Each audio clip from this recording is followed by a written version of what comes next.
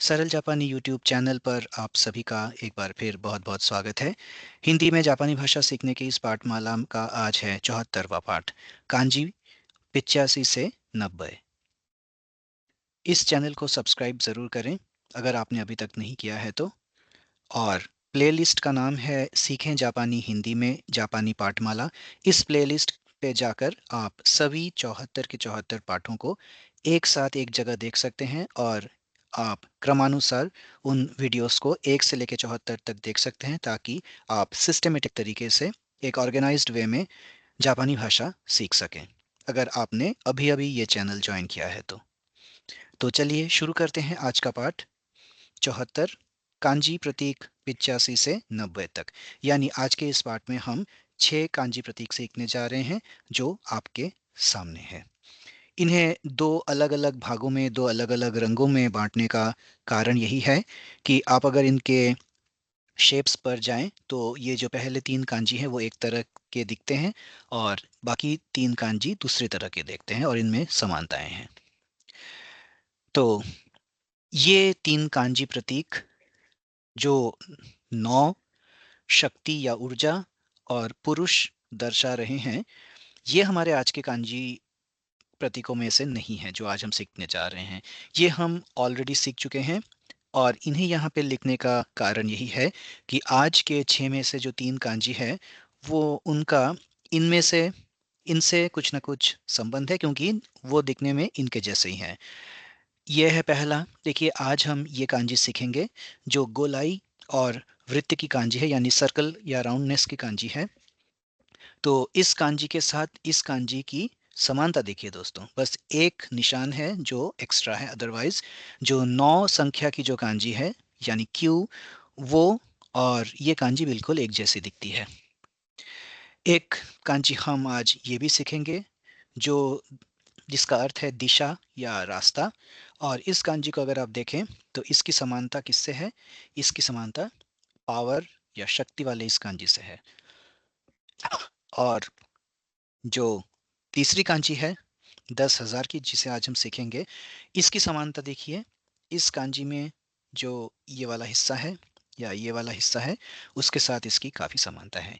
यानी कि आज के जो 3 ये कांजी है, उनकी ये पिछली 3 कांजी जो हम ऑलरेडी सीख चुके हैं उनसे काफ़ी समानताएं हैं। अब इसी तरह से हमारे आज के जो बाकी 3 कांजी हैं, उनके साथ पुराने सीखे हुए कुछ कांजी की समानताएं हैं। पहला कांजी देखिए, वर्ष का कांजी जो हम पहले सीख चुके हैं। इसके साथ आज हम जो घोड़े या मध्याह्न की कांजी सीखने जा रहे हैं, उसकी काफ़ी समानता है। और गाय या बैल की कांजी भी आज हम सीखने जा रहे हैं, उसके साथ भी इस कांजी की काफ़ी समानताएं हैं। और आज का जो छठा कांजी है वो है तारे का। तो इसमें देखिए, इसमें तो हूबहू जो जीवन की कांजी है उसी को ले लिया गया है और ऊपर सूरज की कांजी है। तो ये सब आज हम सीखने जा रहे हैं। ये हमने आपको एक रिकैप करवा दिया ताकि आपको पुराने जो कांजी प्रतीक है वो याद आ जाएं। और क्योंकि उनका आज के इन कांजी प्रतीकों के साथ काफ़ी सिमिलरिटीज़ हैं, समानताएं हैं, इसलिए आपको इनमें जो फ़र्क है वो आपको पता चल जाएगा ताकि आप कंफ्यूज ना हो जाएं कि दोनों कांजी एक जैसे लग रहे हैं तो किन में क्या अंतर है। चलिए आज की पहली कांजी पर गौर करते हैं जो है गोलाई और वृत्त की कांजी, यानी राउंड सर्कल। कुन्योमी में इसकी रीडिंग है मारू मारू मारू मारुई। और ओन्योमी में इसकी रीडिंग है गान। कुछ शब्द देखते हैं कुन्योमी रीडिंग्स वाले। मारू, जिसका अर्थ है वृत्त, संपूर्णता, पूरा, पूर्ण, मुलायम खोल वाला कछुआ। तलवारों, कवच, संगीत वाद्य यंत्रों आदि के नामों के लिए प्रत्यय यानी सफिक्स। ये हो गया बेसिक मारू शब्द का प्रयोग। इसके साथ अलग अलग और कांजी या फिर कुछ हिरागाना के कैरेक्टर्स मिलाकर अलग अलग अर्थ निकाले जा सकते हैं। अब मारू हो गया एक संज्ञा। अगर हम उसका विशेषण रूप अगर देखें तो वो होगा मारुई। आपको शायद पता हो या ना हो कि अधिकतर विशेषण जो जापानी में होते हैं वो ई अक्षर से समाप्त होते हैं। तो ये मारुई का अर्थ है सर्कुलर या राउंड। तो गोलाकार, चिकना, जैसे कि स्मूथ, शांत, क्वाइट।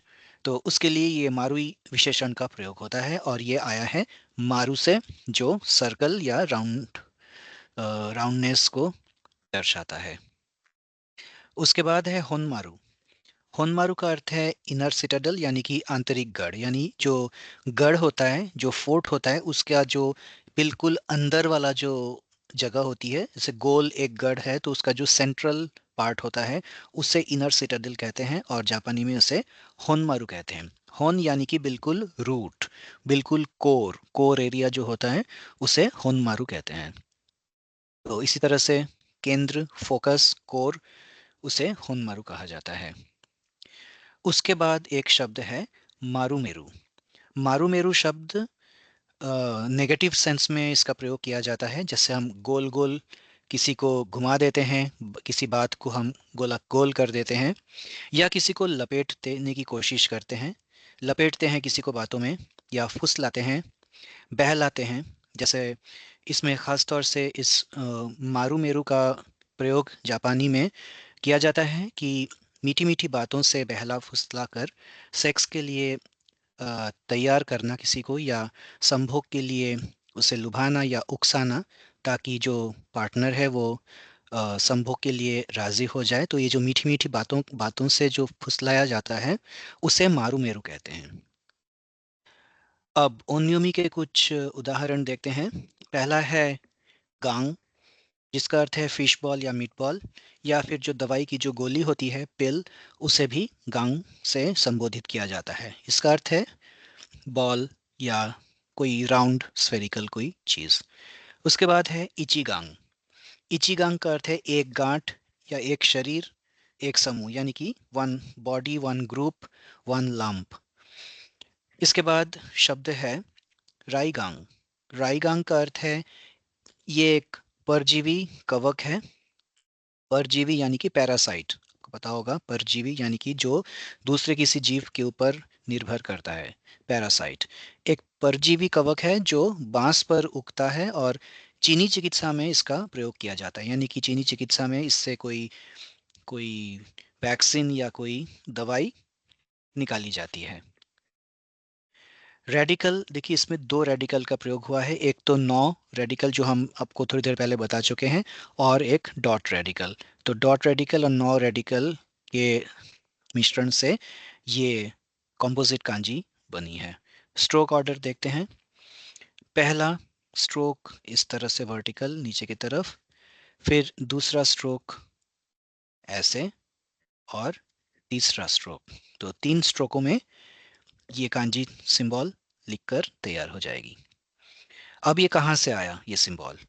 तो ये देखिए, जो कुछ प्राचीन काल में इस सिंबल के रूप कैसे थे, ये हान पीरियड और ये मिंग पीरियड का सिंबल, और ये है आज का आधुनिक चिन्ह। तो इस तरह से ये विवर्तन होके इस रूप में आया है। तो जो प्रसिद्ध चीनी डिक्शनरी है, शब्दकोश है, शुएन बोलते हैं उसे, उससे ये जानकारी हमें मिलती है कि ये जो आइडियोग्राम है, ये जो चिन्ह है, पिक्टोरियल चिन्ह है, ये एक्चुअली इस चिन्ह से आया है। ये जो चिन्ह है इसका अर्थ है किसी को उल्टा करना। ये देखिए, ये इंसान की कांजी है और ये उसके ऊपर छत है, इसको उल्टा करना। Something that can be tilted and turned. अब इसको उल्टा करने से क्या होगा? इसको उल्टा करने से जो चिन्ह बनेगा वो होगा ये। अब ये दूसरी तरफ चला जाएगा, ये तो वैसे ही रहेगा क्योंकि ये सिमेट्रिकल है। अब ये दूसरी तरफ अगर चला गया तो इसका रूप कुछ कुछ इस तरह से हो जाएगा। तो ये अर्थ ये दिखाता है कि इसको अगर हम टिल्ट कर देते हैं तो वो अर्थ जो है वो गोलाई का देता है, कि वो सर्कुलर वे में उसको घुमाया गया है। तो उसी से ये अर्थ आया है कि ये चिन्ह हम गोलाई या वृत्त के लिए इसका प्रयोग कर सकते हैं। और इस तरह से प्राचीन काल में इस चिन्ह को सर्कल या राउंडनेस के लिए इस्तेमाल में लाया गया। तो देखिए, ये ओरिजिनल चिन्ह था जिसका अर्थ है टिल्ट करना या टेढ़ा करना। अब इस चिन्ह को अगर हम सच में टेढ़ा करते हैं या मिरर इमेज बनाते हैं तो वो इस तरह का दिखता है। अब इसके साथ इस मॉडर्न चिन्ह का रूप देखिए, समानता। ये जो पार्ट है वो हो गया ये वाला, और ये जो पार्ट है उसका एक पार्ट ये है, और जो दूसरा है उसको यहाँ पे छोटे में कर दिया गया है, और इस तरह से इस चिन्ह को फाइनल रूप दिया गया है। और जी हाँ, यही है इसका फाइनल रूप। आइए अब हम अगली कांजी पे बढ़ते हैं, जो है दिशा या रास्ता। कुन्योमी में इसकी रीडिंग है काता, या फिर सफिक्स के रूप में गाता, और ओन्योमी रीडिंग है हो। कुछ शब्द काता: दिशा, रास्ता, विधि, ढंग, तरीका, देखभाल, प्रभारी व्यक्ति, पक्ष, उदाहरण के लिए मेरे पिता की तरफ। इस तरह से ये जो जो भाव हैं वो इस चिन्ह से व्यक्त किया जा सकता है, कॉन्टेक्स्ट के हिसाब से, परिप्रेक्ष्य के हिसाब से। उसके बाद है कातागाता। कातागाता का अर्थ है लोग, सभी व्यक्ति, हर कोई, देवियों और सज्जनों। यानी कि जब हम किसी संबोधन करते हैं तो इस वर्ड का प्रयोग किया जा सकता है कातागाता। आप, आमतौर पर बहुवचन, यानी कि आप लोग। उसके बाद है ओयाकाता। ओयाकाता का अर्थ है मालिक, यानी कि मास्टर, बॉस, मुखिया, फोरमैन, पर्यवेक्षक, सुपरवाइजर, शिल्पकार, कारीगर, या फिर फोस्टर पेरेंट्स यानी पालक माता पिता। उसके बाद शब्द है देकाता। देकाता का अर्थ है रवैया या दृष्टिकोण। ओन्योमी में एक तो हो जो शब्द है उसका अर्थ वही है जो काता का है, यानी कि डायरेक्शन या वे, यानी कि रास्ता या दिशा। और कुछ अतिरिक्त शब्द हैं जैसे कि होगेन। होगेन का अर्थ है बोली या प्रांतीयता, यानी कि प्रोविंशियलिज्म जिसे हम कहते हैं। उसके बाद है तोहो। तोहो का अर्थ है रास्ता, मंजिल या कारण, यानी रीजन। उसके बाद है उहो। उहो का अर्थ है दायां भाग, और इसका अर्थ जापानी दरबारी संगीत की शैली भी होती है। ये अपने आप में एक रेडिकल है, और इसके जो स्ट्रोक ऑर्डर हैं उस पर ध्यान देते हैं। पहला स्ट्रोक, दूसरा स्ट्रोक, तीसरा स्ट्रोक और चौथा स्ट्रोक। देखिए ये बहुत ध्यान देने वाली बात है। आमतौर पे हमें क्या लगेगा कि हम ये पहला स्ट्रोक, दूसरा स्ट्रोक, फिर ये तीसरा स्ट्रोक देके ये चौथा स्ट्रोक देंगे, लेकिन ऐसा नहीं है।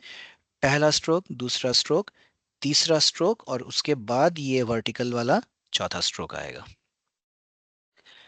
और बहुत ही आसान है समझना कि ये चिन्ह कैसे आया है।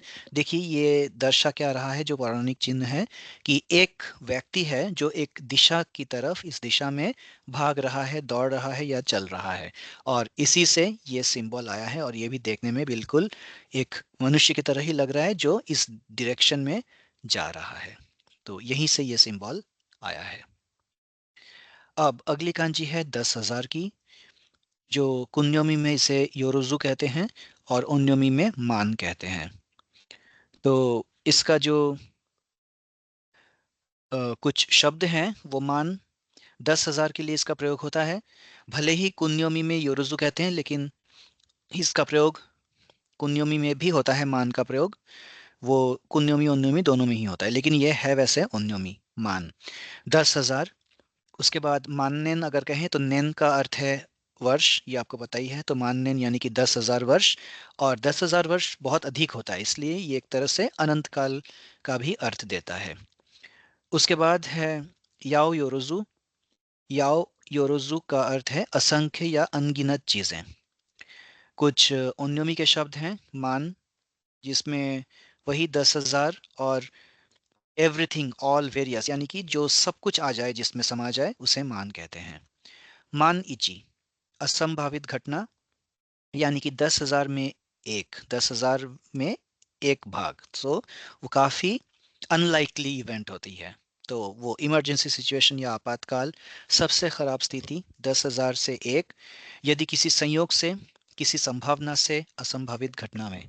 जैसे कि अंग्रेजी में हम कहते हैं ना कि in the unlikely event of, आपने ये अनाउंसमेंट एरोप्लेन में सुनी होगी कि in the unlikely event of the flight landing on water, इस तरह से कुछ भी कहते हैं वहाँ पे। तो ये वही है कि असंभावित घटना। उसके बाद है ओकुमान। ओकुमान का अर्थ है लाखों करोड़ों, यानी कि जैसे मिलियंस एंड मिलियंस हम कहते हैं, तो वही है ओकुमान। उसके बाद है बान। बान का अर्थ है पूरी तरह से या बिल्कुल। उसके बाद है सेनबान, बहुत अधिक, अत्यंत। और किकाई सेनबान। किकाई सेनबान का अर्थ है बहुत अजीब या रहस्यमयी, विचित्र या अपमानजनक भी हो सकता है। ये रेडिकल जो है ये एक की कांजी है, तो यही इसमें आ, जो रेडिकल है इन्वॉल्व वो एक की कांजी है, इची की कांजी। स्ट्रोक ऑर्डर बहुत आसान है, पहला स्ट्रोक, दूसरा स्ट्रोक, तीसरा स्ट्रोक। तो यहाँ भी ये जो वर्टिकल स्ट्रोक है ये लास्ट स्ट्रोक है। इस तरह से 3 स्ट्रोकों में ये सिंबल बनाई जाएगी। अब ये सिंबल कहाँ से आया, इसका ओरिजिन किसी को पता नहीं है। तो ये क्यों 10,000 के लिए इसका प्रयोग हुआ, इसका जो शोध करता है, जो रिसर्चर्स हैं लिंग्विस्टिक्स के, वो उनका रिसर्च जारी है। अभी तक इसका ओरिजिन अननोन है। अलग अलग थियरीज हैं जो हमने यहाँ पे लिखे हैं। Historians Q. Wanli, Q. Jigui, and others propose that it originally refers to a type of dancer musicians. This usage is attested in the oracle inscriptions. उधर historian Ling Yiguang का कहना है कि it's an ancient form of is this symbol acting as a phonetic component in this symbol. Some propose that it is a differentiated form of this. तो ये अलग अलग धारणाएं हैं। अब किसी को इसका ठोस कोई एक्सप्लेनेशन नहीं है, तो इसलिए हम इसे यहीं पे छोड़ते हैं। बस आप याद रखें कि ये 10,000 की कांजी है। आज की अगली कांजी है मध्याह्न या नुन, और इसको घोड़े के लिए भी इसका प्रयोग होता है। कुन्योमी में कहते हैं उमा, उन्योमी में कहते हैं गो। उमा यानी घोड़ा, चीनी राशि चक्र का 7वां चिन्ह, यानी कि जो चाइनीज जोडियक सिस्टम है उसका 7th साइन। घोड़े का घंटा यानी दोपहर के आसपास, सुबह 11 बजे से दोपहर 1 बजे तक, या दोपहर 12 बजे से 2 बजे तक। दक्षिण के लिए भी इस चिन्ह का प्रयोग किया जाता है। लूनर कैलेंडर का 5वां महीना है जो ये दर्शाता है। उसके बाद है उमादोशी यानी घोड़े का वर्ष। तो ये भी वही चाइनीज जोडियक सिस्टम या चाइनीज कॉन्स्टिलेशन सिस्टम से आया है। उसके बाद है कानोए उमा। कानोए उमा यानी कि धातु अश्व, षष्ठांश चक्र का 7वां पद, जैसे 1930, 1990, 2050। तो ये षष्ठांश चक्र क्या है, ये है जो सेक्साजेनरी साइकिल है। तो इस पे हम एक अलग वीडियो में बात करेंगे। ये जो चाइनीज सेक्साजेनरी सिस्टम है, वर्षों का हिसाब रखने का, ये प्राचीन काल से चला आ रहा है। तो जापान ने भी उस सिस्टम को अपनाया था। तो इस बारे में हम अपने एक्स्ट्रा शॉर्ट्स प्लेलिस्ट में हम बहुत जल्द इस पे एक वीडियो लेके आएंगे, ताकि आपको इसका अर्थ समझ में। अगर हम यहाँ पे इसकी बात छेड़ेंगे तो वो काफ़ी अलग दिशा में बात चली जाएगी। इसी तरीके से है किनोए उमा। किनोए उमा यह है लकड़ी का वर्ष, षष्ठांश चक्र का 31वां पद, जैसे 1954, 2014, 2074। ओन्योमी में गोजेन यानी कि सुबह का समय, रात 12 बजे से दोपहर 12 बजे तक। और गोगो आफ्टरनून पीएम, यानी कि दोपहर 12 बजे से रात 12 बजे तक। और हम तेगो कहते हैं, तेगो यानी कि नून यानी मध्याह्न समय, यानी दोपहर 12 बजे। इसमें रेडिकल है 10 का रेडिकल। ये देखिए, ये जो प्लस साइन जैसा दिख रहा है यही है नंबर 10 की कांजी, और यही है रेडिकल इसमें इन्वॉल्व। तो स्ट्रोक ऑर्डर, पहला स्ट्रोक, दूसरा स्ट्रोक, तीसरा स्ट्रोक, और वर्टिकल स्ट्रोक लास्ट में। इस तरह से ये चिन्ह बनाया जाएगा। अब ये चिन्ह कहाँ से आया, देखिए इसमें जो प्राचीन जो चिन्ह है, ये पहले दो, इसमें हमें क्या दिखा रहे हैं कि ये बीच में ये जो सेंट्रल लोकेशन में ये एक चिन्ह है, और इसके ऊपर एक छाते जैसा बना हुआ है डायरेक्टली इसके ऊपर। और ये जो दिखा रहा है कि ये जो सूर्य है ये बिल्कुल सर के ऊपर है, यानी कि ये दोपहर 12 बजे का समय है। तो ये चिन्ह भी यही दर्शा रहा है कि बिल्कुल सर के ऊपर आसमान में सूर्य है और उसके नीचे कोई है, कुछ सामान है। तो इस तरह से ये दोपहर की कांजी हुई, नून की कांजी हुई, दोपहर 12 बजे की कांजी हुई। तो इस तरह से ये सबसे पहले ये दोपहर 12 बजे की कांजी के रूप में निर्धारित हुई।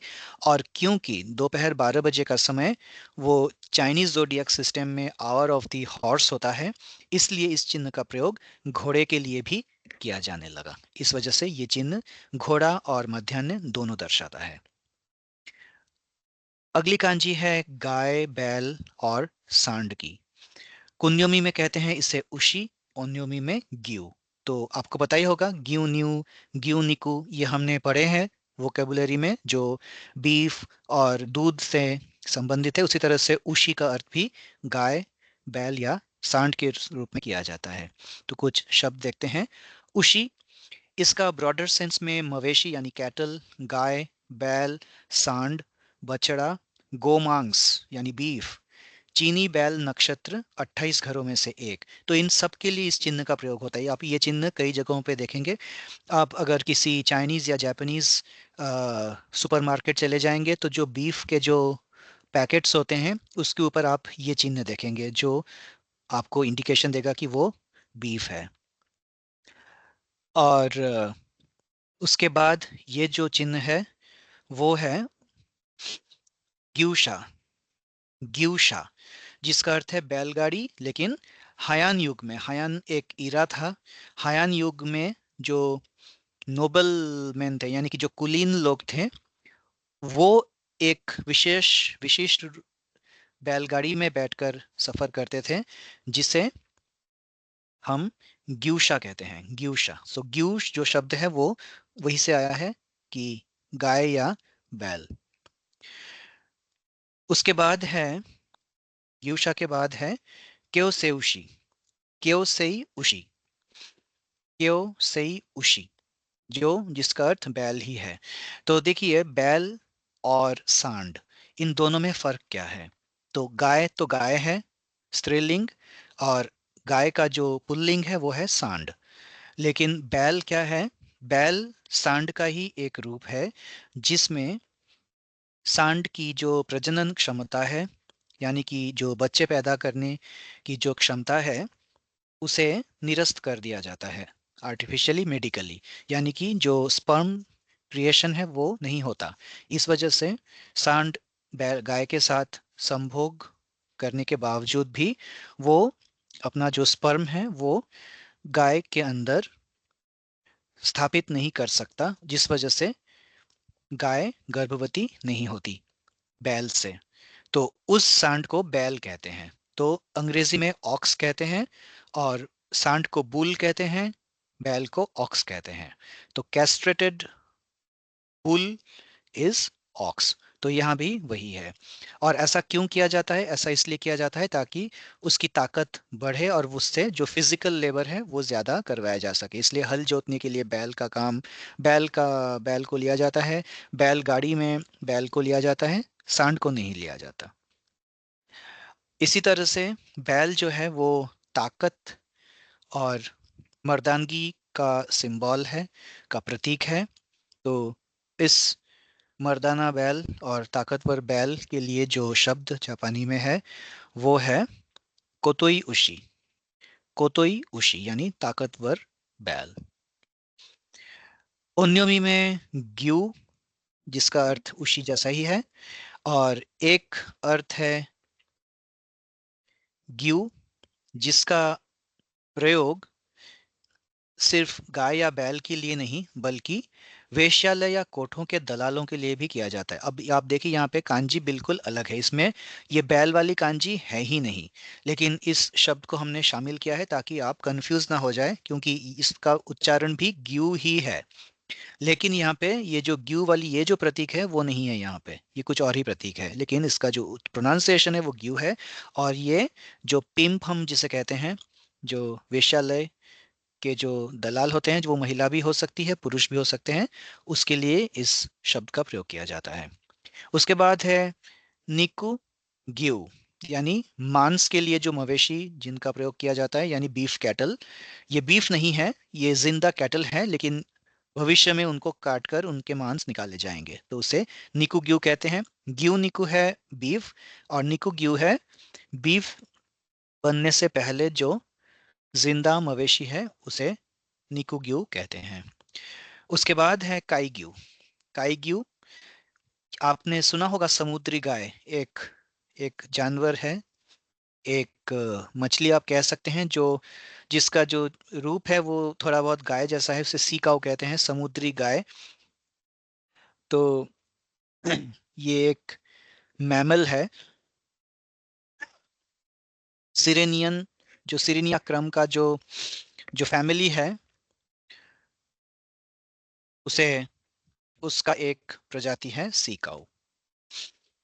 ये अपने आप में एक रेडिकल है, और ये है इसका स्ट्रोक ऑर्डर।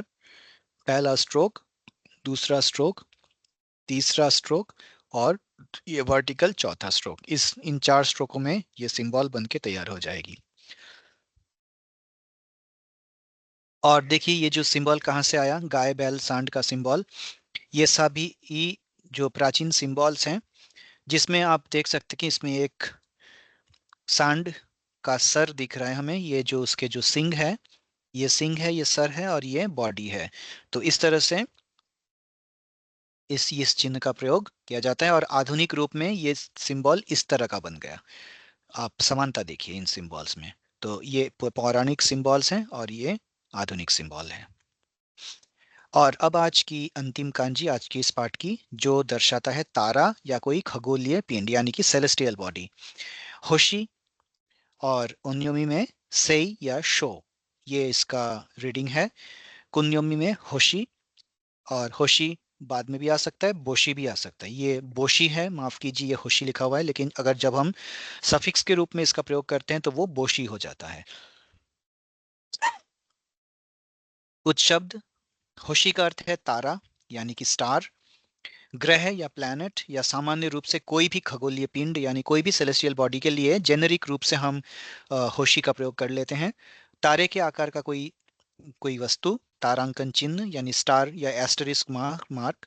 फिर हम सितारे के लिए भी इसका प्रयोग करते हैं। सितारा वो नहीं जो आसमान में चमकता है, बल्कि जैसे कोई अभिनेता, फिल्म स्टार, या कोई स्पोर्ट्स स्टार, उनके लिए भी इस चिन्ह का प्रयोग होता है। बैल की आंख, बुलसाई, अपराधी, संदिग्ध, किसी का सितारा, यानी कि किसी के किस्मत का सितारा, उसके लिए भी हम इस चिन्ह का प्रयोग करते हैं। उसके बाद है होशी जोरा। होशी जोरा का अर्थ है तारों भरा आकाश, स्टारी नाइट। उसके बाद है शिशोनो होशी। शिसोनो होशी, माफ कीजिए, शिसोनो होशी, यानी कि जो बिग डिपर कॉन्स्टलेशन है, जो उर्सा मेजर मेजर जो कॉन्स्टलेशन है, उर्सा मेजर, जिसे हम सप्तऋषि मंडल कहते हैं, ये वही है कॉन्स्टलेशन, सप्तऋषि मंडल। उसके बाद ये है किबोनो होशी। किबोनो होशी, जिसका अर्थ है प्रकाश या आशा की किरण। उसके बाद है सेई, चीनी तारामंडल, और सिंगापुर के लिए भी इस चिन्ह का प्रयोग किया जाता है। सेजा, सेजा का अर्थ है नक्षत्र यानी कॉन्स्टिलेशन, या ज्योतिषीय चिन्ह, एस्ट्रोनॉमिक एस्ट्रोलॉजिकल साइन। उसके बाद है शिनसेई, जिसका अर्थ है नोवा, यानी कि जो सुपरनोवा एक्सप्लोजन होता है सितारों में, तारों में, उसे कहा जाता है शिनसेई।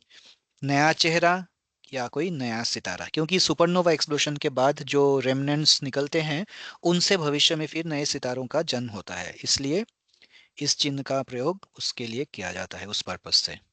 शोवाक्सेई, शोवाक्सेई का अर्थ है एस्टेरॉयड, यानी कि क्षुद्र ग्रह। एस्टेरॉयड तो आपको पता ही होगा, तो एस्टेरॉयड है शोवाक्सेई। और अंतिम शब्द है कक्सेई।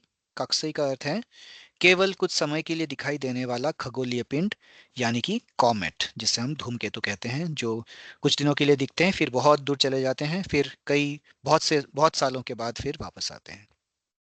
इसमें 2 कांजी सिंबल रेडिकल्स हैं। एक तो है ये सूर्य की कांजी, और ये है जीवन की कांजी, जो हमने आज के इस पाठ के शुरू में ही देखा था। तो इन दोनों को मिलाकर ये चिन्ह बना है तारे का। इसमें स्ट्रोक ऑर्डर देख लेते हैं, काफी सारे स्ट्रोक्स हैं। पहला स्ट्रोक, दूसरा स्ट्रोक, तीसरा स्ट्रोक, चौथा स्ट्रोक, पांचवा स्ट्रोक, छठा स्ट्रोक, सातवां स्ट्रोक, आठवां स्ट्रोक और नौवां स्ट्रोक। 9 स्ट्रोकों में ये कांजी बन जाएगी। लेकिन इसको अगर हम आप दो भागों में बांट लें तो ये समझने में आसान हो जाता है। अब ये चिन्ह कहाँ से आया है? इसमें देखिए दो कंपोनेंट्स होते हैं किसी भी कांजी में, आइडियोग्राफिक कंपोनेंट यानी अर्थ देने वाला कंपोनेंट, और एक है फोनेटिक कंपोनेंट जो चीनी भाषा से आता है, चीनी उच्चारण से आता है, जो उच्चारण देता है। तो इसमें जो सूर्य वाली जो कांजी है उससे आइडियोग्राफिक कंपोनेंट आ रहा है, यानी कि अर्थ आ रहा है, यानी कि कई सारे, देखिए कई सारे 3 सूर्य बने हुए हैं। तो इसका अर्थ है ट्विंकलिंग स्टार्स या टिमटिमाते तारे। ये एक सूर्य हो गया, इसमें 3 सूर्य है। तो इस तरह से ये ओरिजिनल तारे की कांजी ये थी, 3 सूर्य और उसके नीचे जीवन। और जो जीवन है वो अर्थ वाला नहीं है, वो फोनेटिक कंपोनेंट है।